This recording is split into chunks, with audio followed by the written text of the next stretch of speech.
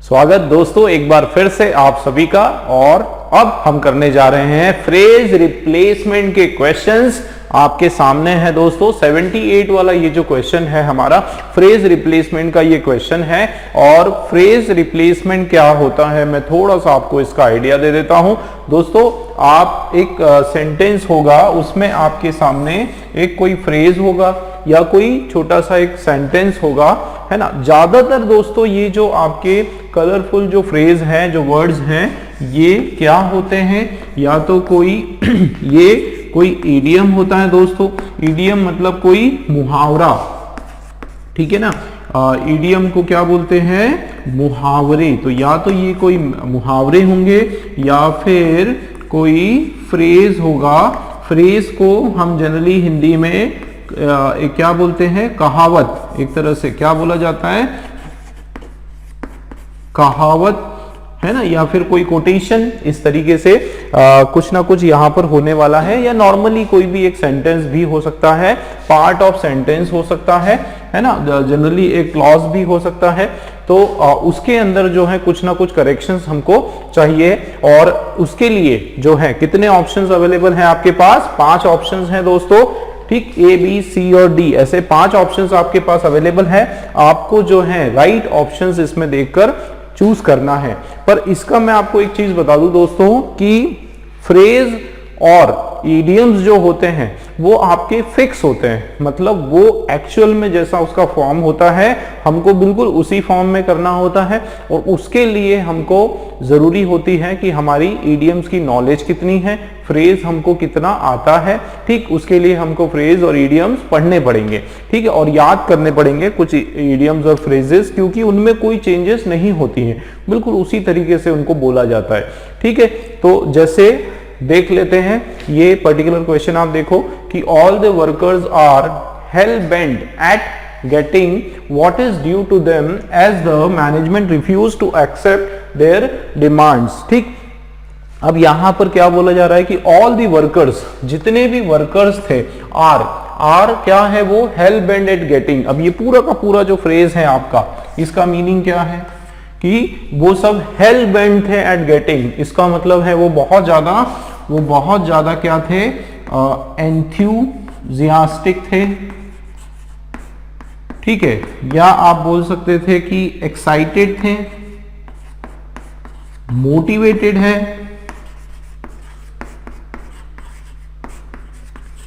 या फिर बहुत ज्यादा वो क्या है, उग्र है, ठीक है। आप बोल सकते हो कि बिल्कुल किसी कार्य को करने के लिए बहुत ज्यादा वो डिटरमाइंड है। क्या है, डिटरमाइंड।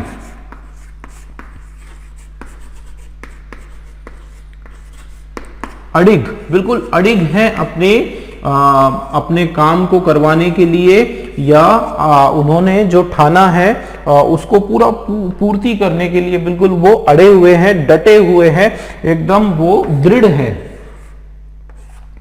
क्या है दोस्तों, वो दृढ़ संकल्पित है उस चीज को करने के लिए, बिल्कुल उन्होंने जो है मन में ठान ली है ना। तो वो यहां पर मीनिंग निकल कर आ रहा है कि जितने भी वर्कर्स हैं वो क्या है, वो पूरी तरीके से क्या है, डिटरमाइंड। एक वर्ड में अगर मैं बोलूं तो इसका मीनिंग है डिटरमाइंड। तो जितने भी वर्कर्स हैं वो पूरी तरीके से डिटरमाइन है। What is due to them मतलब वो प्राप्त करने के लिए, वो गेट करने के लिए, पाने के लिए, जो कि what is due to them, जो उनको करना है, जो उनका हक बनता है या जो उनको लेना है ना। Due to them as the management. और चूंकि क्यों ऐसा सब क्यों कर रहे हैं, क्योंकि मैनेजमेंट जो है उन्होंने ये चीज क्या कर दी, रिफ्यूज कर दी। उनकी जो डिमांड्स हैं, जितनी भी मांगे हैं, वो सब की सब रिफ्यूज कर दी। इसका क्या मतलब है कि भाई पहले तो उन्होंने मैनेजमेंट से जो है प्यार से मांग की, डिमांड की कि भाई आप हमारा जो ड्यू है, हमारी जो भी मांगे हैं उसको पूरी करो। जब मैनेजमेंट ने ठुकरा दी, उनकी मांगे मना कर दिया, उसके बाद वो सब के सब जो है वो क्या हो गए, हेल बेंट एट गेटिंग हो गए। मतलब पूरी तरीके से डिटरमाइंड हो गए, एकदम गुस्से में आ गए, और उन्होंने ये चीज ठान ली कि हम जो है अब हमारी मांगे जो पूरी करके ही रहेंगे। इस तरह का यहां पर सेंस निकल कर आ रहा है। बिल्कुल हेल बोलते हैं ना हम लोग, कई बार बोलते हैं व्हाट द हेल, इस तरीके से हम बोलते हैं। तो यहां पर बिल्कुल उसी तरीके से कि हेल बेंट एट गेटिंग, पूरी तरह से हम एकदम गुस्से में हैं, एकदम हम कुछ भी हो, चाहे कुछ भी हो जाए, हम जो है हमारी मांगे बनवा के रहेंगे, हमारा जो ड्यू है, हमारा जो अधिकार बनता है उसको प्राप्त करके हम लोग जो है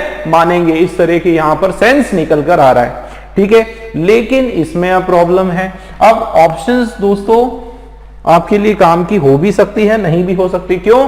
क्योंकि इसके अंदर कोई ग्रामर का ऐसा कोई रूल का रोल नहीं है ना, कि आप ग्रामर के हिसाब से एट लगना चाहिए या क्या लगना चाहिए, ये कोई रूल नहीं। इसमें बस आपको याद रखना पड़ेगा, क्या याद रखना पड़ेगा कि ये जो वर्ड है दोस्तों, कौन सा, सबसे पहले तो हेल और उसके बाद बेंट होता है। क्या होता है? हेल बेंट होता है, हेल बैंड नहीं होता है, ठीक है। तो ये आपको याद रखना पड़ेगा, बिल्कुल मेमोराइज करना पड़ेगा, कोई इसका दूसरा ऑप्शन नहीं। दूसरा, इसके साथ या तो ऑन हो सकता है या फिर अपॉन होगा, ठीक है, ऑन होगा या फिर अपॉन होगा, और उसके बाद जो है क्या होगा, गेटिंग। तो सही हमारा जो फ्रेजल एक्सप्रेशन या फिर इडियोमेटिक एक्सप्रेशन वो क्या है दोस्तों, हेल बेंट ऑन गेटिंग या फिर हेल बेंट अपॉन गेटिंग, दोनों सही हो सकता है।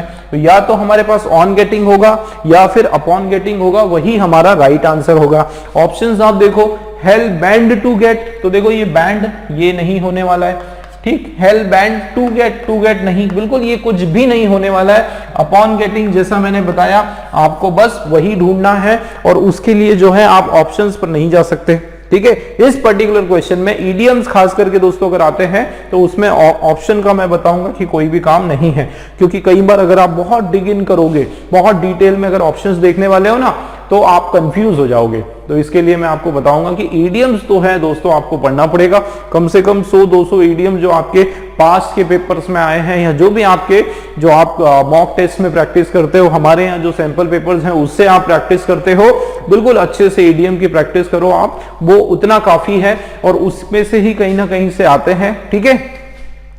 तो इस पर्टिकुलर क्वेश्चन का सही आंसर क्या होगा, हेल बेंट अपॉन गेटिंग, ठीक है। अपॉन गेटिंग यहां पर है, अगर ऑन गेटिंग होता तो वो भी करेक्ट होता, ठीक है। ऑन और अपॉन में से दोनों में से कोई एक ऑप्शन आने वाला है, ठीक है दोस्तों, क्लियर है। देखो, all the workers are hell bent upon getting what is due to them as the management refuse to accept their demand. Answer हमारा डी वाला है, ठीक है, क्लियर है। चलिए अगला क्वेश्चन देखते हैं, क्वेश्चन नंबर 79। आप देखो क्या लिखा है, कलर्ड पार्ट हमारा फ्रेज जो है, if the room had been brighter, ये हमारा एक फ्रेज है।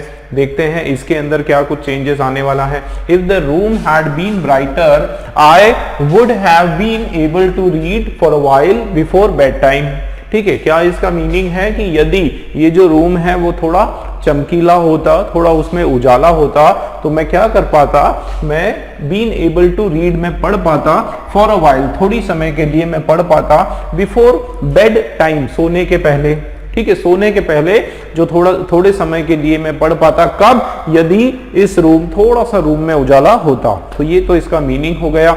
अब दोस्तों देखो यहां पर शुरुआत किससे हो रही है, इफ से। क्वेश्चन नंबर 78, इससे पहले वाला जो क्वेश्चन है दोस्तों वो ईडियम बेस्ड था, उसमें हम लोग ज्यादा कुछ कर नहीं पा रहे थे। क्यों? क्योंकि उसमें हमको मेमोराइज करना था कि भाई सही ईडियम क्या है। ये जो क्वेश्चन है दोस्तों, ये आपका ग्रामर के रूल के हिसाब से है, ठीक है। इसके अंदर मैं बता रहा हूं आपको कि इस पर्टिकुलर क्वेश्चन में ग्रामर का रूल अप्लाइड है, ठीक है, और इसलिए थोड़ा सा इसका डिटेल पढ़ना बहुत हमारे लिए जरूरी है। आप देखो क्या लिखा है, इफ। देखो दोस्तों, इफ से शुरुआत हो रही है। अब इफ से जब शुरुआत होती है तो मैं आपको बताता हूं, देखो कुछ वर्ड्स हैं जैसे इफ है, ध्यान देना दोस्तों, वेदर है और एस, इफ वेदर एस, ये जो आपके वर्ड है इनको हम कहते हैं कंडीशनल वर्ड्स। क्या कहा जाता है इनको? कंडीशनल वर्ड्स इनको कहा जाता है, याद रखना दोस्तों। अच्छा, अब इनके बाद ध्यान देना, इनके बाद जो सेंटेंस आता है, इनके बाद जो सेंटेंस आता है उसको कहा जाता है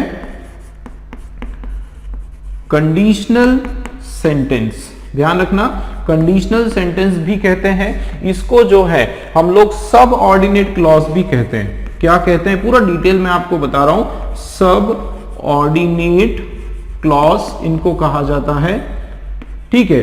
या ये जो सेंटेंस है एक तरह से ये एक सपोर्टिव सेंटेंस है ना, इसको हम सपोर्टिव सेंटेंस की तरह भी हम बोल सकते हैं। क्या मतलब है कि इस सेंटेंस के बाद देखो यहां पर लगेगा कॉमा, ठीक, और इस सेंटेंस के जस्ट बाद में आपका आता है मेन क्लॉज। क्या होता है? मेन क्लॉज उसको हम बोलते हैं, या फिर प्रिंसिपल, ठीक है, क्या बोलते हैं? प्रिंसिपल क्लॉज या प्रिंसिपल सेंटेंस। मुख्य जो वाक्य है आपका वो आता है कॉमा के बाद में, ठीक है।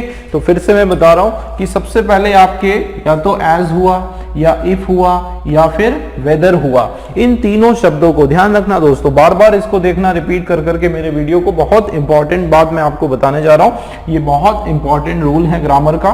देखो एज हो गया, इफ हो गया और वेदर हो गया, ठीक है, ये सारे के सारे आपके क्या होते हैं? कंडीशनल सेंटेंस होते हैं। क्लियर? इसके जस्ट बाद में देखो आप इस तरह का स्ट्रक्चर आप देख पा रहे हो, यहां पर इफ लगा है और कॉमा लगा है एक सेंटेंस के बाद, और उसके बाद अगला सेंटेंस। हम भी बिल्कुल वही कर रहे हैं कि एक सेंटेंस कॉमा दूसरा सेंटेंस, ठीक है ना। अब देखो फर्स्ट वाला जो सेंटेंस है वो होता है एक तरह से सपोर्टिव सेंटेंस या कंडीशनल सेंटेंस उसको बोलो, या फिर सब ऑर्डिनेट क्लॉज उसको बोलो। मतलब ये एक ऐसा वाक्य है जो दूसरे वाक्य के ऊपर निर्भर करता है, ठीक है, निर्भर करता है दूसरे वाक्य पर। और दूसरा वाक्य जो है वो हमारा मुख्य वाक्य है, मेन सेंटेंस है, जिसको हम प्रिंसिपल क्लॉज या प्रिंसिपल सेंटेंस उसको हम कहते हैं, ठीक है। इतना आई होप आप लोगों को क्लियर हुआ। अब आगे चलते हैं। अब दोस्तों याद रखो कि इसमें जो है, ध्यान देना, यदि ये अगर हमारा मेन सेंटेंस किसमें है? सिंपल फ्यूचर में है, ठीक है, सिंपल फ्यूचर में है, तो कंडीशनल सेंटेंस हमारा होगा सिंपल प्रेजेंट में। क्या बताया मैंने कि अगर हमारा मेन क्लॉज, ये वाला मुख्य जो सेंटेंस है, ये हमारा अगर होता है सिंपल फ्यूचर में, तो कंडीशनल सेंटेंस हमारा होने वाला है सिंपल प्रेजेंट में। अब इसका फॉर्मूला क्या है सर? तो मैं आपको बता देता हूं। देखो सिंपल फ्यूचर मतलब सबसे पहले सब्जेक्ट, उसके बाद विल या फिर शैल, और उसके बाद ऑब्जेक्ट। ये बिल्कुल हमारा एक बेसिक स्ट्रक्चर है, ठीक है। तो अगर इस तरह से है, मतलब विल शैल अगर आया इधर सेकंड वाले सेंटेंस में, तो फर्स्ट वाला सेंटेंस हमारा जो है क्या होगा? सब्जेक्ट वर्ब का या तो फर्स्ट फॉर्म या फिर फिफ्थ फॉर्म, और उसके बाद ऑब्जेक्ट, ठीक है। ही गोज, आई टॉक, इस तरीके से कोई सेंटेंस आपका होने वाला है, ठीक है। ये तो आपका एक फॉर्मूला, ये क्या हो गया हमारा? एक फॉर्मूला। अब दूसरी कंडीशन मैं आपको बता रहा हूं, ध्यान देना, कि यदि हमारा मेन क्लॉज किसमें है दोस्तों? ध्यान देना, ये हमारा है, यदि हमारा जो मेन क्लॉज है वो पास्ट फ्यूचर में है। किसमें है? Past future. अब पास्ट फ्यूचर का मतलब होता है कि यहां पर क्या आना है? या तो वुड आएगा, ध्यान देना दोस्तों, वुड आएगा, या फिर शुड आएगा, या फिर कुड आएगा, या फिर माइट आएगा। अगर इस तरह का कुछ वर्ड आता है तो आप समझ जाओ कि यहां पर हमारा ये जो सेंटेंस है पहला वाला, ये आपका होने वाला है पास्ट परफेक्ट, ठीक है दोस्तों। क्या होने वाला है? Past perfect. मतलब subject plus had plus verb का थर्ड फॉर्म, बिल्कुल इस तरीके से होने वाला है, ठीक है। अब हम लोग आ जाते हैं क्वेश्चन पर। देखो फिर से थोड़ा सा मैं बता देता हूं कि अगर ये वर्ड आया, वुड, शुड, कुड, माइट, इस तरह के वर्ड आते हैं, मतलब आपका सेंटेंस ये वाला किसमें है? पास्ट के फ्यूचर में है। अगर ऐसा होता है, ध्यान देना, अगर ऐसा होता है तो ये सेंटेंस हमारा होने वाला है किसमें? हैड और वर्ब का थर्ड फॉर्म, मतलब पास्ट के परफेक्ट टेंस में। अब हम सीधा क्वेश्चन में देखते हैं। देखो क्या लिखा है सेकंड पार्ट में, आई वुड हैव बीन, बिल्कुल यहां पर आ रहा है पास्ट पास्ट फ्यूचर बोलो, पास्ट फ्यूचर परफेक्ट बोलो, इस तरीके से, ठीक है। पास्ट फ्यूचर भी हो सकता है, पास्ट फ्यूचर का परफेक्ट भी हो सकता है। बेसिकली याद ये रखना है कि वुड, शुड, कुड ये आ रहा है कि नहीं, ठीक है, ये आ रहा है, देखो वुड है ना, उसके बाद हैव और उसके बाद वर्ब का थर्ड फॉर्म, ये बिल्कुल सही है। अगर ऐसा होता है तो यहां फर्स्ट वाले सेंटेंस में हमारे पास हैड आना चाहिए और उसके बाद मेन वर्ब का जो है कौन सा फॉर्म, थर्ड फॉर्म आना चाहिए, जो कि है बीन, जो है वो बिल्कुल आपका मेन वर्ब का कौन सा फॉर्म है दोस्तों, थर्ड फॉर्म है। इसका मतलब यहां पर जो है कोई भी एरर नहीं है कमाल की बात, यहां पर कोई भी एरर नहीं है। क्यों? क्योंकि हमारी जो कंडीशंस थी ग्रामर के हिसाब से, इस रूल के हिसाब से हमारी जो कंडीशंस थी वो यहां पर सेटिस्फाई हो रही है। देखो कि इफ, उसके बाद द रूम आपका सब्जेक्ट, हैड वर्ब का थर्ड फॉर्म और ये एक्स्ट्रा शब्द आपके एक्स्ट्रा वर्ड्स, ठीक है। तो आप जो है इसको इस तरीके से लिख सकते हो कि if the room had been brighter I would have been able to read for a while before bed time. बिल्कुल सही है, कोई एरर इसमें नहीं। हाँ, एक और तरीके से हम इसी सेंटेंस को लिख सकते हैं, ठीक है। या तो आप ऐसे लिखो if the room had been brighter, या फिर आप इसको ऐसे लिख सकते हो कि हैड, ध्यान देना, had the room been brighter, had the room been brighter, ठीक है। ये और ये दोनों सेम है, लेकिन दोस्तों वो कहते हैं ना कि अधूरा ज्ञान हमेशा हमारे लिए नुकसानदायक होता है। अब बहुत सारे बच्चों ने कहीं ना कहीं ऐसा सुना होगा कि हाँ सर ने कहीं कहा था कि हैड द रूम, और इस तरीके से शुरुआत हम लोग करते हैं और यहां पर ये रॉन्ग लग रहा है। तो आप लोगों में से बहुत सारे लोग जहां हैड दिखेगा उसको राइट कर देंगे, ठीक है, हैड द रूम राइटर। लेकिन दोस्तों अधूरा ज्ञान नुकसानदायक होता है, उसको पूरा ध्यान से उसको देखना जरूरी है। आप ये देखो कि हैड अगर लगा है तो क्या वर्ब का थर्ड फॉर्म लगा है या नहीं लगा है, वो आप देखो। तो आप देखो हैड यहां पर है तो ये रूम और उसके बाद बीन, अब यहां देखो हैड द रूम और उसके बाद बीन कहां है, बीन नहीं है, इसलिए ये रॉन्ग है। तो केवल हैड देखकर ही आपको राइट टेक नहीं लगाना है, याद रखना, केवल हैड देखकर राइट टेक नहीं लगाना है। ये देखो had the room was brighter, यहां पे आप पास्ट टेंस, ये सब wrong. If the room been brighter, been brighter, had कहां गया, गायब हो गया, ये सब नहीं होने वाला है। आंसर हमारा नो इंप्रूवमेंट, ठीक है। क्यों? क्योंकि ये बिल्कुल आपका करेक्ट है ग्रामर के हिसाब से। तो कैसा लगा दोस्तों मेरा एक्सप्लेनेशन? आपसे गुजारिश है आप लोगों से कि इस वीडियो को जो है एक बार फिर से आप रिवाइंड करके देखें। मैं कहता हूं बार बार देखें जब तक आपको ये कंसेप्ट समझ में ना आए। और आई होप जिस तरीके से हमने अभी एक्सप्लेन किया आपको समझ में आया होगा, ठीक है। बिल्कुल आपको ध्यान रखना है। और ये इस तरह के भी आते हैं कि कुछ ऐसे फ्रेजेस हैं वो ग्रामर पर बेस्ड हैं, ग्रामर के रूल्स के ऊपर बेस्ड हैं, कुछ इडियम्स होते हैं जिसको याद रखना होता है, ठीक है। चलिए आगे देखते हैं अगला क्वेश्चन। चलिए दोस्तों अगला क्वेश्चन देखते हैं। 80 वाला क्वेश्चन आपके सामने। I hope you won't object to me watching, ये हमारा एक फ्रेज है, व्हाइल यू वर्क। क्या इसका मीनिंग है? आई होप, मुझे उम्मीद है कि तुम क्या नहीं करोगे, तुम इस बात पर ऑब्जेक्ट नहीं करोगे, तुम इस बात पर नाराज नहीं होंगे, to me watching while you work, कि to me watching while you work। अब इसका मीनिंग क्या आ रहा है? कुछ ना कुछ तो उसके अंदर एरर है, ठीक है। तो इसमें ये बोला जा रहा है कि मुझे उम्मीद है कि तुम जो है, तुम्हें इस बात से कोई ऑब्जेक्शन नहीं होगा, कोई इस बात से परेशानी नहीं होगी जब तुम काम करो और मैं वॉच करूं। क्या वॉच करूं? टेलीविजन या कोई भी ऐसी बात में यहां पर की जा रही है। देखो while you work, अब while लिखा है, while का मतलब होता है दो एक्शन एक साथ, है ना। मतलब उनका काम करना भी और इसका किसी चीज को वॉच करना, दोनों एक्शन एक साथ हो रहे हैं। और उसके लिए वो इस तरीके से बता रहा है कि मुझे उम्मीद है कि तुमको इस बात पर बुरा नहीं लगेगा कि जब तुम काम करो तब मैं वॉच कर रहा हूं। हो सकता है वो अपनी मदर को बोल रहा है कि जब आप कोई काम करो और मैं टेलीविजन वॉच कर रहा हूं तो मम्मा मुझे उम्मीद है कि आपको इस बात के लिए बुरा नहीं लगेगा। इस तरह का ये आपका मीनिंग है।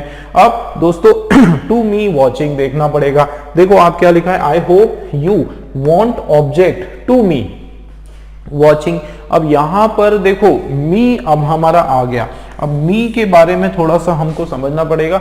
देखो ये मी है और ये वॉचिंग है। अब वॉचिंग दोस्तों यहां पर है जेरेंट, ठीक है ना। वॉचिंग यहां पर किस तरह से काम कर रहा है, जेरेंड की तरह काम कर रहा है, एक तरह से ये आपका एक नाउन की तरह काम कर रहा है। तो दोस्तों मैं थोड़ा सा आपको एक बता देता हूं प्रोनाउंस के बारे में।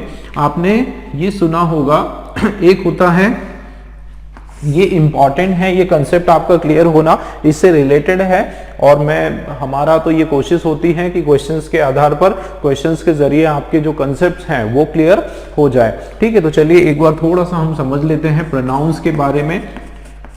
देखो प्रोनाउंस में अगर हम केस की बात करें, केस अगर प्रोनाउन का केस अगर हम लोग पढ़े तो 3 तरह के प्रोनाउन होते हैं। ठीक है, एक होता है सब्जेक्टिव, ध्यान देना दोस्तों, बहुत ही इंपॉर्टेंट कंसेप्ट मैं आपको बताने जा रहा हूं, और कोई भी इस तरह से ये कंसेप्ट आपको नहीं बताने वाला, ये गारंटी है मेरी। देखो सब्जेक्टिव प्रोनाउन एक होता है, ठीक है, दूसरा होता है ऑब्जेक्टिव, ध्यान देना, दूसरा क्या होता है ऑब्जेक्टिव प्रोनाउन, और थर्ड वाला होता है पॉजेसिव प्रोनाउन। कौन सा होता है, पॉजेसिव प्रोनाउन। तो ये 3 तरह से प्रोनाउंस होते हैं, ठीक है, सब्जेक्टिव, ऑब्जेक्टिव और पॉजेसिव। अब आप एक चीज इसमें देखो कि सब्जेक्ट का मतलब क्या होता है दोस्तों, कि कर्ता, जिसको हिंदी में हम बोलते हैं कर्ता, सुना होगा आप लोगों ने, ठीक है, और इसको बोला जाता है कर्म, इसको क्या बोला जाता है, कर्म। और पोजीशन जो है इसका, ये उससे थोड़ा सा अलग है, चलिए कोई इशू नहीं। तो सब्जेक्ट हम लोग शुरुआत में यूज करते हैं, इतना आपको पता है भाई। कोई भी सेंटेंस जब हम बनाते हैं, सब्जेक्ट, उसके बाद वर्ब, उसके बाद ऑब्जेक्ट, बिल्कुल ये होता है। शुरुआत होती है कर्ता से, उसके बाद बीच में आता है क्रिया, और थर्ड जो है वो होता है आपका कर्म। ठीक है, ये इस तरीके से होता है। तो कोई प्रोनाउन देखो सब्जेक्ट की जगह किस तरह से होगा, एक एग्जांपल देखो, ही इज अ डॉक्टर, ठीक है, ये हमने एक छोटा सा एग्जांपल लिया। तो अब ये ही की प्लेसमेंट यहां पर किस जगह पर है, ही की प्लेसमेंट दोस्तों यहां पर सब्जेक्ट की जगह है। तो देखो ही हमने ले लिया, ध्यान देना। अब इसी को अगर हमको ऑब्जेक्ट बनाना है तो क्या होगा, देखो एक एग्जांपल, आई लाइक हिम, ध्यान देना। तो ये हिम अब यहां पर किसका काम कर रहा है दोस्तों, ऑब्जेक्ट का काम कर रहा है। तो ही जो है वो आपका बन जाएगा हिम। क्लियर हो रहा है। अब एक और एग्जाम्पल देखो कि आई लाइक हिज नेचर, ध्यान देना दोस्तों, आई लाइक हिज नेचर, मुझे उसका स्वभाव पसंद है। अब देखो यहां पर ये हिज हो गया। अब ये हिज यहां पर किसको डिफाइन कर रहा है, किसके बारे में, किसका पोजीशन शो कर रहा है, नेचर के लिए। नेचर हमारा यहां पर क्या है, नाउन है। हिज हमारा क्या है यहां पर दोस्तों, हिज हमारा पॉजेसिव प्रोनाउन है, ठीक है ना। तो ये देखो ही, हिम और पॉजेसिव प्रोनाउन यहां पर हो जाएगा हिज। क्लियर हो रहा है। तीनों की प्लेसमेंट देखो कि देखो यहां पर ही जो है ये शुरुआत हो रही है, ही से शुरुआत हो रही है, ये हमारा सब्जेक्ट है। He is a doctor, he is a nice person, इस तरह से ये आपका सब्जेक्ट है, सब्जेक्ट का यहां पर काम कर रहा है। दूसरा आप देखो आई लाइक हिम, हिम आपका क्या है, ऑब्जेक्ट है, ये कर्ता का काम कर रहा है, ठीक है, और उसके लिए हिम बन गया। और पॉजेसिव में क्या होता है, his nature, his pen, his house, इस तरीके से ये आपका हो जाएगा। तो ये हमारा क्या शो करता है, पोजीशन शो करता है। कुछ और वर्ड्स हम लोग ले लेते हैं, जैसे दे, ठीक है, दे, इसका क्या हो जाएगा, देम, यहां पर क्या हो जाएगा, देयर, THEIR, देयर हो जाएगा, ठीक है। यहां पर देम भी होता है और देयर्स भी होता है। क्या होता है दोस्तों, देयर्स भी होता है, ठीक है, लेकिन आप देम, हाँ यहां पर ये ध्यान दो। उसके अलावा जैसे इट, ठीक है, इट हो गया, इट का जो है ये नहीं होता है, ऑब्जेक्ट में हम लोग इसको नहीं लगाते हैं। और यहां पर क्या हो जाएगा, इट्स, ITS, इट्स हो जाएगा। वैसे ही she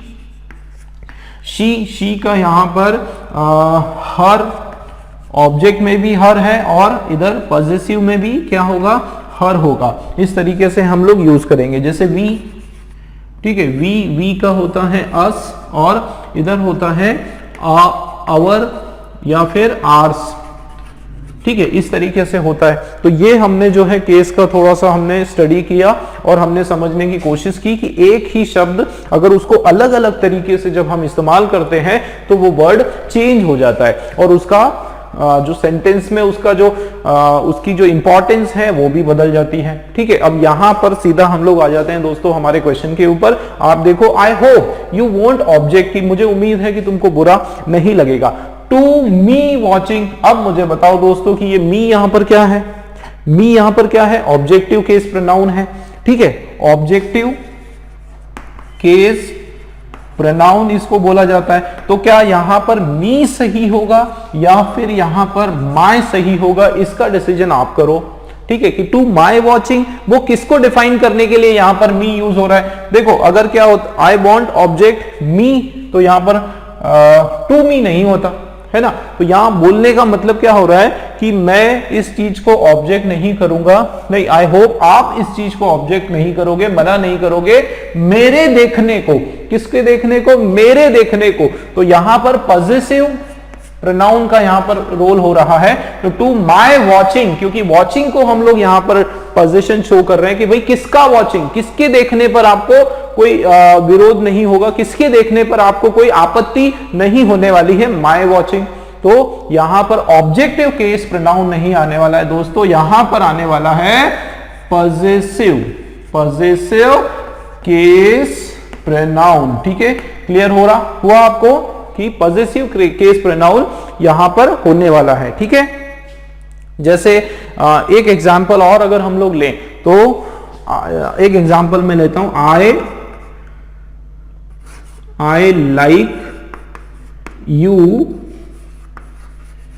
smiling, I like you smiling, ये होगा, या फिर आई लाइक योर स्माइलिंग, ये होने वाला है। क्या होने वाला है बताओ जरा?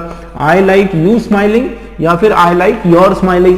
भाई आई लाइक यू होता, अच्छा दोनों जगह योर लिख दिया, आई लाइक यू होता तो फिर यहां पे स्माइलिंग का कनेक्शन नहीं हो पाता। ठीक है, तो यहां पर जो है आई लाइक योर स्माइलिंग, क्योंकि यहां पर किस चीज को पसंद करने की बात हो रही है, किस चीज को लाइक करने की बात हो रही है? आपकी स्माइल को। तो ये आपका यहां पर पॉजिटिव प्रोनाउन यहां पर लगना है। ठीक है, ऑब्जेक्टिव प्रोनाउन यहां पर नहीं लगना है। तो देखो, ये भी आपका ग्रामर के बेस्ड का आपका एरर है। इस फ्रेज में भी आपको जो है ग्रामर के हिसाब से देखना है, इसमें भी कोई इडियम वगैरह नहीं है। ठीक, तो और ग्रामर में जो है कौन सा कंसेप्ट, ये आपका प्रोनाउन का जो केस वाला जो कंसेप्ट है, ये जो रूल्स हैं इसके आधार पर ये पर्टिकुलर क्वेश्चन है। देखो, फिर से मैंने बता दिया, हमारी जो फाउंडेशन की क्लास है प्रोनाउन की, उसमें मैंने बहुत डिटेल में आपको ये केस चार्ट समझाया है। अभी भी मैंने आपको बता दिया ताकि आपका जो कंसेप्ट क्लियर हो जाएगा और आपके आगे का भी अगर इसके बेस पर क्वेश्चंस हैं तो वो आप आराम से कर पाओगे। ठीक है ना, तो आप देखो सही आंसर हमारा ऑप्शन में से क्या होने वाला है? I hope you won't object to my watching, हमारा बिल्कुल यहां पर सही हो जाएगा, उसके अलावा कुछ नहीं। बिल्कुल कंसेप्ट बेस्ड ये आपका क्वेश्चन है, आपको ये पता याद रखना पड़ेगा। ठीक है, तो टू माई वॉचिंग सही है, मी टू वॉच नहीं होगा, अगेंस्ट मी वॉचिंग नहीं होगा, माई वॉचिंग भी नहीं। अच्छा देखते हैं, टू, अच्छा माई वॉचिंग अगर यहां पर केवल लिखा है, इसका मतलब क्या होता कि आई hope you won't object my watching, ये भी आपका गलत होगा।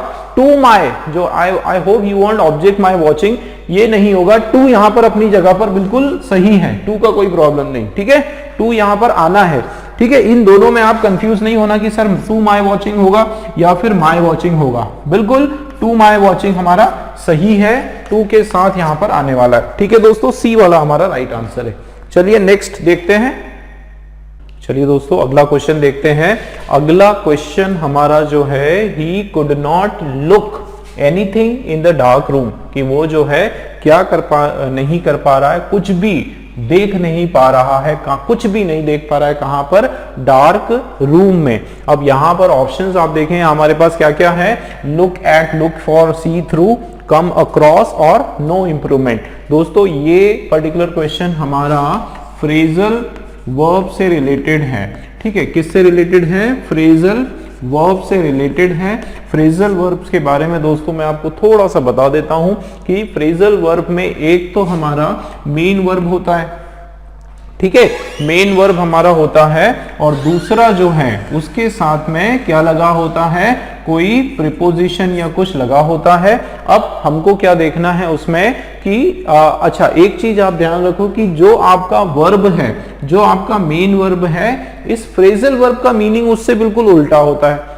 मतलब अगर यहां पर लुक लिखा हुआ है तो जरूरी नहीं है कि लुक का मतलब देखना ही हो, और कुछ भी होता है। और अलग अलग प्रीपोजिशन आने पे क्या होता है कि उसका मीनिंग बिल्कुल अलग हो जाता है। जैसे अलग देखो, हमारे पास 4 प्रीपोजिशन, 4 फ्रेजल वर्ब्स हैं। अब आप देखो लुक एट, तो लुक एट का मतलब कुछ और है, देख लेते हैं। देखो लुक एट का मतलब होता है किसी चीज को एनालाइज करना, क्या करना, एनालाइज करना किसी चीज को, या फिर उस चीज को जांच करना। हिंदी में अगर मैं बोलूं उसको क्या करना, उसको जांच करना, उसको स्क्रूटिनाइज करना,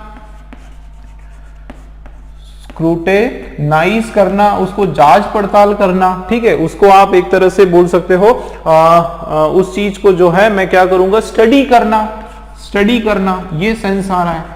मतलब देखो लुक एट, लुक शब्द है और उसके साथ एट प्रीपोजिशन आ गया, मीनिंग कुछ और हो गया। मतलब आपको इसमें क्या करना पड़ेगा दोस्तों, फ्रेजल वर्ब्स को याद रखना पड़ेगा। लुक एट बिल्कुल याद रखो कि इसका मीनिंग होता है किसी चीज को जांच पड़ताल करना, एनालाइज करना, स्क्रूटिनाइज करना, उसको स्टडी करना। ठीक है, उसको क्या करना, उसको स्टडी करना, ये मीनिंग आ गया। आगे देखते हैं लुक फॉर। अब लुक फॉर का मतलब होता है सर्च करना, क्या करना, सर्च करना, किसी चीज की तलाश करना, तलाश करना, उसको बोलते हैं लुक फॉर। जैसे I am looking for a new home, I am looking for a new home, home on rent, भाई रेंट पर, किराए पर जो है मैं एक नए घर की तलाश कर रहा हूं, ये इसका मीनिंग हो गया। इसका क्या मतलब है कि एक किराए पर जो है एक घर की मैं क्या कर रहा हूं, तलाश कर रहा हूं, सर्च कर रहा हूं। क्लियर हुआ? अच्छा, एक वर्ड है हमारा सी थ्रू। अब सी थ्रू का मतलब होता है दोस्तों, एग्जैक्ट अगर मैं इसका मतलब बताऊं आपको इंग्लिश में, तो ये होता है कि know the truth of something, मतलब किसी वस्तु, किसी चीज के सच्चाई को जानना, किसी की सच्चाई को जानना, उसको सच्चाई का पता होना। थोड़ा हिंदी में अलग अलग मीनिंग इसका आता है। जैसे किसी चीज को क्या करना, समझ लेना, एक मीनिंग आपका ये आ गया कि उसको क्या करना, समझ लेना।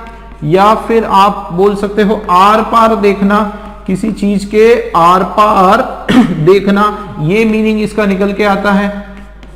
ठीक है, और थोड़ा सा मैं इसको स्पष्टीकरण करूं, एक एग्जाम्पल लेके हम इसको समझते हैं कि जैसे एक एग्जाम्पल है, ही कैन सी थ्रू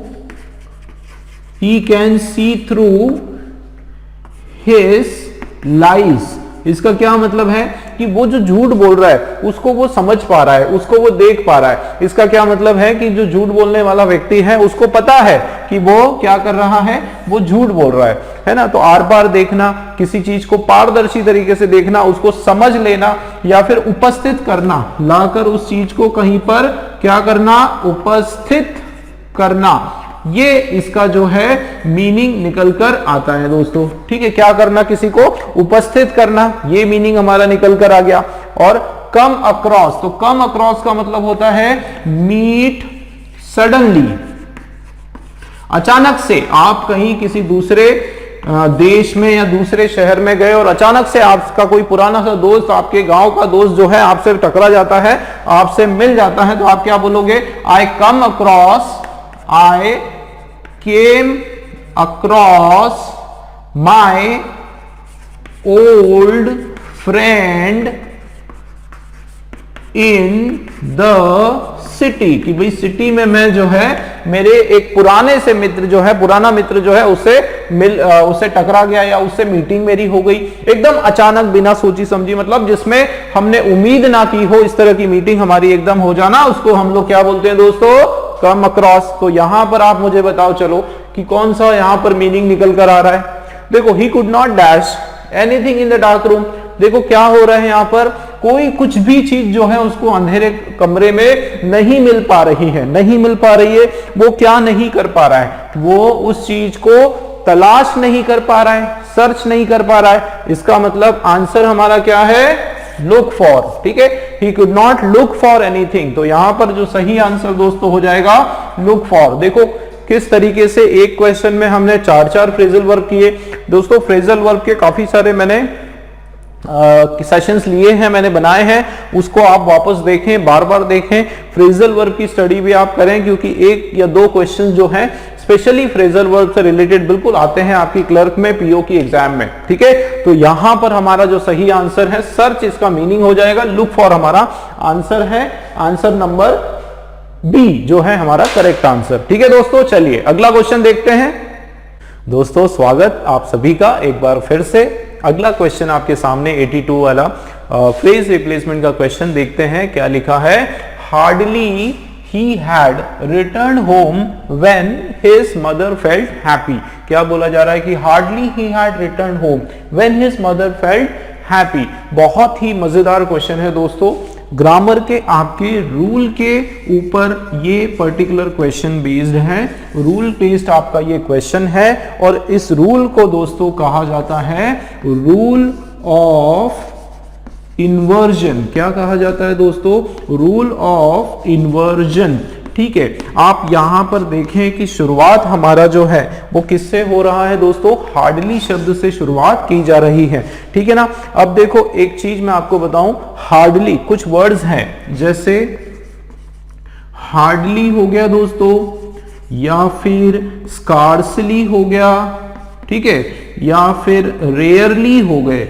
ठीक है, ये जो आपके वर्ड है और ये शुरुआत में आपके यहां आ रहे हैं। ठीक है, किस में आ रहे हैं, शुरुआत में ये वर्ड्स हम लोग यूज कर रहे हैं। सबसे पहले तो ये सारे वर्ड आपके जो हैं क्या है, कंजंक्शंस हैं। ठीक है ना दोस्तों, क्या है ये आपके कंजंक्शंस हैं। कौन कौन से वर्ड, हार्डली, स्कैर्सली, रेयरली। बहुत इंपॉर्टेंट कंसेप्ट है दोस्तों, सब लोग बिल्कुल सब अपना ध्यान जो है यहां पर लेके बिल्कुल लगा दो। बहुत इंपॉर्टेंट कंसेप्ट मैं आप लोगों को समझाने जा रहा हूं। देखो हार्डली, स्कार्सली और रेयरली, इसका मीनिंग क्या होता है, इसका मीनिंग होता है मुश्किल से। ठीक है, क्या होता है, मुश्किल से। जब हमको इस तरह से बोलना है कि बिल्कुल मुश्किल से, या फिर जैसे ना के बराबर, है ना, ये सेंस आता है कि ना के बराबर, मतलब नेगेटिव सेंस में जब आपको बोलना है, उस कंडीशन में हम लोग जो है ये वर्ड का यूज करते हैं कि hardly he had return home, कि वो मुश्किल से, मतलब ही नहीं था कि, इस तरीके से भी ही नहीं की, ये भी आपका एक हिंदी में इसका मीनिंग निकल कर आता है, ही नहीं की। इस तरीके से बोलते हैं ना कि भाई वो घर पहुंचा ही नहीं था कि क्या हुआ, कि उनकी जो मदर है वो खुश हो गई। भाई घर आया ही नहीं था कि मदर क्या हो गई, खुश हो गई। अब ये तो इसका हिंदी मीनिंग हो गया। अब दोस्तों ये जो वर्ड्स होते हैं, मान के चलो अगर आपको इसका रूल नहीं पता होगा तो आप इसमें मिस्टेक कभी ढूंढ नहीं पाओगे, कभी नहीं ढूंढ पाओगे। देखो इसके अंदर एरर है, पढ़ने में बिल्कुल सही लग रहा है, hardly he had return home बिल्कुल सही लग रहा है, लेकिन दोस्तों इसका स्ट्रक्चर जब तक पता नहीं होगा आप फाइंड नहीं कर पाओगे एरर। स्ट्रक्चर में बता देता हूं आपको। देखो रूल ऑफ इन्वर्जन क्या होता है, ध्यान देना, ध्यान देना। हार्डली लिखा है, स्कार्सली लिखा है, रेयरली लिखा है, और कुछ वर्ड में लेता हूं जैसे नो सूनर, ध्यान देना, no sooner, seldom, seldom, notwithstanding, notwithstanding, ये अगर आपका वर्ड है, या नेवर, नेवर आपका शब्द है। इस ये और कुछ मैंने वर्ड आपके यूज कर दिए, no sooner, seldom, notwithstanding, never, या फिर nevertheless, nevertheless. बिल्कुल डिटेल में आप लोगों को मैं समझाने जा रहा हूं ये कंसेप्ट। देखो कौन कौन से वर्ड हैं दोस्तों, hardly, scarcely, rarely, no sooner, seldom, notwithstanding, never या नेवर द लेस। इन सभी से अगर शुरुआत होती है आपके सेंटेंस की, तो देखो आगे क्या स्ट्रक्चर आप लोग अपनाने वाले हो, क्या स्ट्रक्चर आएगा दोस्तों। देखो सबसे पहले रूल ऑफ इन्वर्जन हमारा बोलता है कि सबसे पहले आप लगाने वाले हो ऑक्सिलरी वर्ब। ठीक है, ऑक्सिलरी वर्ब मतलब हेल्पिंग वर्ब, ठीक, सबसे पहले वो लगेगा, उसके बाद आप लोग लगाओगे क्या, उसके बाद दोस्तों आप लोग लगाने वाले हो सब्जेक्ट, क्या आने वाले हैं वाला है सब्जेक्ट, और फिर आने वाला है मेन वर्ब, क्या आने वाला है मेन वर्ब। अब इसको दो तरीके से हम थोड़ा सा एलोबरेट कर सकते हैं। अगर ध्यान दो दोस्तों, अगर यहां पर आपका हेल्पिंग वर्ब है हैड, ध्यान देना, हेल्पिंग वर्ब आपका हैड है, तो उसके बाद सब्जेक्ट और मेन वर्ब जो है वो क्या हो जाएगा, थर्ड फॉर्म हो जाने वाला है। भाई हेल्पिंग वर्ब क्या है, had plus subject plus main verb, कैसा, मेन वर्ब का थर्ड फॉर्म, क्योंकि ये आपका पास्ट परफेक्ट है। क्या है दोस्तों, पास्ट परफेक्ट का आपका फॉर्मूला है। ठीक है, आगे देखते हैं। अगर यहां पर ये सारे वर्ड्स के बाद डिड आ जाता है, ध्यान देना, डिड आ जाता है, उसके बाद सब्जेक्ट और मेन वर्ब का जो है फर्स्ट वाला फॉर्म आ जाएगा। कौन सा फॉर्म आ जाएगा दोस्तों, फर्स्ट वाला फॉर्म आ जाएगा। क्लियर है, बिल्कुल याद रखो, हैड से शुरुआत हो रही है, सब्जेक्ट और मेन वर्ब का थर्ड फॉर्म, हैड आया तो मेन वर्ब का थर्ड फॉर्म, डिड आया तो मेन वर्ब का फर्स्ट फॉर्म। ठीक, और बिल्कुल इसी तरीके से, इसी फॉर्मूले के तरीके से हम लोग देखते हैं कि hardly, scarcely, rarely, no sooner, seldom, notwithstanding, never, nevertheless, ये सारे शब्द। उसके बाद ऑक्सिलरी वर्ब कौन सा, या तो हैड या फिर डेड, या फिर डिड, और उसके बाद सब्जेक्ट, उसके बाद मेन वर्ब का हैड के साथ वर्ब का थर्ड फॉर्म, डिड के साथ वर्ब का फर्स्ट फॉर्म। ठीक है, ये क्लियर हुआ। चलिए अब हम हमारी एरर देखते हैं। तो देखो क्या लिखा है, hardly he had return home. यहां पर आप देखो ही क्या है भाई, ही हमारा यहां पर सब्जेक्ट है, हैड हमारा ऑक्सिलरी वर्ब है, रिटर्न हमारा मेन वर्ब का थर्ड फॉर्म है, होम हमारा जो है अदर वर्ड्स हो गया।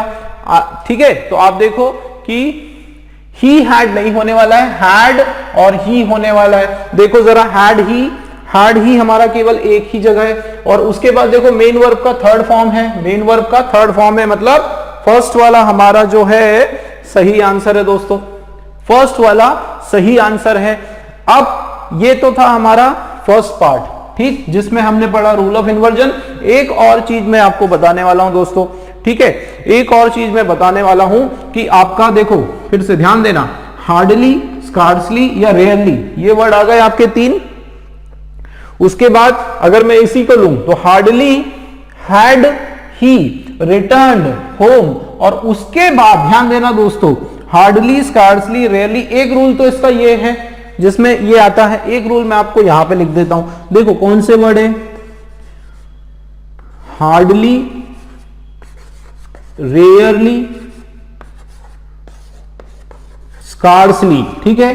उसके बाद हमने ये रूल ऑफ इन्वर्जन डाला, ठीक है, जिसमें हमने ऑक्सिलरी वर्ब, उसके बाद हमने सब्जेक्ट, उसके बाद हमारा मेन वर्ब आया। उसके बाद दोस्तों क्या लगाएंगे हम लोग, व्हेन लगाएंगे, ये बहुत इंपॉर्टेंट है।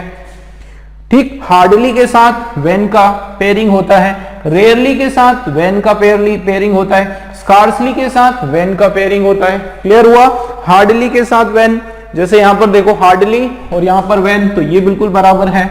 ठीक है, रेयरली होता तो उसके साथ व्हेन सही जाता, स्कार्सली होता तो उसके साथ व्हेन बिल्कुल सही होता। ये आपके जो दूसरे वर्ड हैं, खास करके जो क्वेश्चन एग्जाम में जो आते हैं, जैसे नो सूनर है, ठीक है, नो सूनर है, या फिर नेवर, नॉट, खास करके नो सूनर, नेवर, ठीक है, नेवर, और ये नॉट, विथ, स्टैंडिंग, ये आपके जो वर्ड है, मान लीजिए इससे शुरुआत होती है और उसके बाद रूल ऑफ इन्वर्जन लगने वाला है, और उसके बाद फिर आपका व्हेन नहीं आएगा, यहां पर देन आएगा। क्या आएगा दोस्तों, देन आने वाला है। तो ये भी बहुत इंपॉर्टेंट रूल मैंने आपको बताया। क्या बताया कि हार्डली, रेयरली, स्कैर्सली, उसके बाद व्हेन आता है, व्हेन का पेयरिंग होता है, hardly when, rarely when, scarcely when. उसी तरीके से no sooner than, never than, notwithstanding than, nevertheless than, इस तरीके से आपका पेयर होता है। अगर देन व्हेन नहीं आएगा, सिंपल कॉमा है तो भी काम चल जाएगा, ठीक है। लेकिन अगर कुछ आता है तो वहां पर व्हेन आना है, मतलब अगर यहां पर देन होता तो उसको करेक्ट करके हम लोग क्या कर देते, व्हेन कर देते। उसी तरीके से अगर यहां लिखा होता नो सूनर, ध्यान देना, क्वेश्चंस आते हैं, इसलिए मैं बता रहा हूं। अगर यहां पर लिखा होता नो सूनर तो यहां पर हमको करना होता देन। क्लियर हुआ? दो रूल है इसके बेस्ड। एक तो आपका रूल ऑफ इन्वर्जन, जिसमें मैंने आपको पूरा बताया, वीडियो को फिर से रिवाइंड करो, फिर से आप देखो, बिल्कुल बार बार देखो जब तक ये कंसेप्ट आपका क्लियर ना हो जाए, ठीक है ना। हार्डली, स्कार्सली, रेयरली, इस तरह के कोई भी वर्ड आते हैं जिनका मीनिंग नेगेटिव निकल के आता है, ही, नहीं, की, या मुश्किल से, या बिल्कुल नेगेटिव, ना के बराबर, इस तरह से जब हमको बोलना है, उसके बाद हमारा ऑक्सिलरी वर्ब या तो हैड या फिर डिड, ये दो ही आते हैं नॉर्मली, ठीक है। या तो हैड या फिर डिड होगा पास्ट टेंस का, फिर सब्जेक्ट, फिर मेन वर्ब, हैड के साथ थर्ड, डिड के साथ फर्स्ट, और उसके बाद आगे अगर हम चलेंगे तो यहां पर आपका व्हेन आ जाएगा, ठीक है, यहां पर व्हेन आ जाएगा, और इन सब के पास जो है क्या आ जाएगा, देन आ जाने वाला है, ठीक है। बिल्कुल आप इसका स्क्रीनशॉट लो, आप इसको वापस से रिवाइंड करके फिर से देखो, बहुत इंपॉर्टेंट कंसेप्ट है, ठीक है। चलिए क्वेश्चन देखते हैं। तो hardly had he return home when his mother felt happy, कौन सा वाला सही है?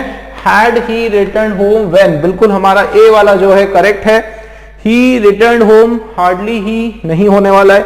Did he return home than, अब देखो यहां पर ध्यान देना दोस्तों, यहां पर डिड ही रिटर्न होम, तो देखो डिड ऑक्सिलरी वर्ब, उसके बाद मेन वर्ब का फर्स्ट फॉर्म, देखो यहां तक बिल्कुल सही है, ठीक है, यहां तक बिल्कुल सही है। हैड ही रिटर्न भी सही है, डिड ही रिटर्न भी सही है।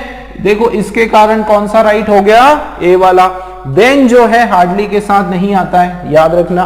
लेकिन यहीं पर अगर क्या होता, नो सूनर होता, तो फिर ये वाला राइट होता, ठीक है। हुआ क्लियर? तो दोस्तों ए वाला हमारा राइट आंसर है। बहुत मजेदार क्वेश्चन था, बिल्कुल एक नया कॉन्सेप्ट हमको सीखने को मिला, ठीक। अगला क्वेश्चन देखते हैं।